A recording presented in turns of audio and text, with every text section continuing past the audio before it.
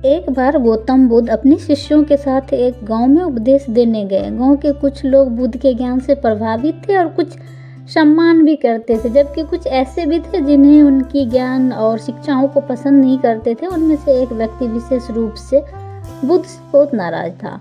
जबकि बुद्ध गांव में आते, वह व्यक्ति हमेशा उनकी आलोचना करता रहा, उनके खिलाफ आपत्तिजनक बातें करता रहा।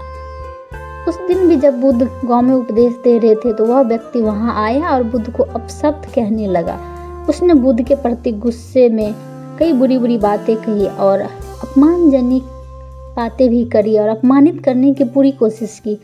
बुद्ध ने उसकी हर बात को धैर्यपूर्वक सुना, बिना किसी प्रतिक्रिया के, और मौन रहे। यह देखकर बुद्ध के शिष्यों को बहुत गुस्सा आया। उसने व्यक्ति को जवाब देना चाहा, लेकिन बुद्ध ने उन्हें रोका और शांत रहने को कहा।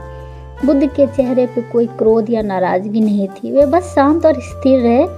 उस व्यक्ति ने बुद्ध को बहुत भला बुरा कहा, लेकिन बुद्ध ने कोई भी प्रतिक्रिया नहीं दी। आखिरकार वह व्यक्ति थक कर चुप हो गया और वहां से चला गया।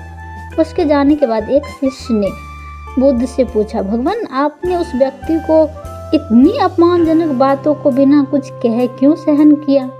हम उससे जवाब दे सकते थे और उसे उस गलती का एहसास करा सकते थे। बुद्ध मुस्कुराए और धैर्यपूर्वक बोले, यदि कोई व्यक्ति तुम्हें एक उपहार दे और तुम उसे स्वीकार न करो तो वह उपहार किसका होगा? शिष्य ने उत्तर दिया, उपहार तो उसी व्यक्ति के पास रहेगा जिसने लाया था।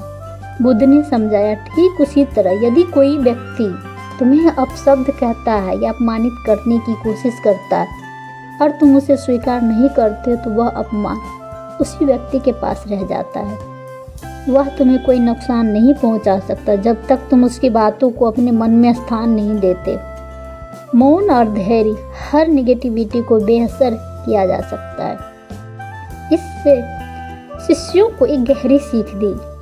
मौन और धैर्य कितनी बड़ी शक्तियां हैं। यह हमें सिखाती है कि दूसरों की नकारात्मकता का जवाब क्रोध या प्रतिक्रिया से नहीं देना चाहिए। यदि हम शांत रहे और अपने मन को स्थिर रखें तो कोई भी बाहरी परिस्थिति हमें हिला नहीं सकती।